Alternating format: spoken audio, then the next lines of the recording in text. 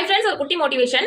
நம்மள நிறைய பேர் என்ன பண்றோம் அப்படின்னா, தச்சு கொடுக்குறோம், நல்லா தச்சு கொடுத்துட்டே இருக்கிறோம். இடையில ஏதாவது ஒரு கஸ்டமர் ஒரு குறை சொல்லிட்டாங்க. அதாவது இந்த பிளவுஸ் எனக்கு இப்படி இருக்குது இப்படி இருக்கு சொல்லிட்டாங்கன்னா, உடனே என்ன பண்றோம், இனிமே எனக்கு தையலே வராது, நான் இனிமே தைக்கவே மாட்டேன் அப்படின்னு ரொம்ப பின்வாங்கி போயிடும். அப்படித்தானே?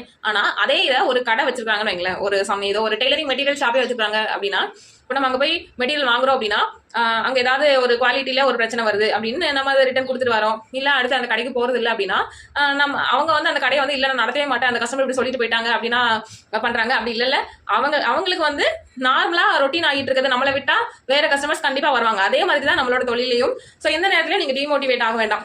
ஒரு கஸ்டமர் குறை சொல்றாங்க அப்படின்னா, நம்மளோட டெய்லரிங்ல கண்டிப்பா அதை நம்ம திருத்திக்கிற மாதிரியான குறைகளா தான் இருக்கும். அதை சரி பண்ணி கஸ்டமருக்கு கொடுத்துட்டு அடுத்த முறை அந்த கஸ்டமருக்கு வராத அளவுக்கு நம்ம அதை சரி பண்ணி நம்மளோட பயணத்தை நோக்கி பயணிக்க வேண்டியதான். கண்டிப்பா நம்மளுக்கு சக்சஸ் அப்படின்றது கிடைக்கும். அதே மாதிரி குறைகள் ஒவ்வொன்றும் வரது எல்லாமே நம்ம திருத்திக்கிறதுக்காக தான். சரியா? சோ அதனால எனக்கு குறை வருது அப்படின்றதுக்காக நீங்க தைக்கிறது மட்டும் காரணத்தை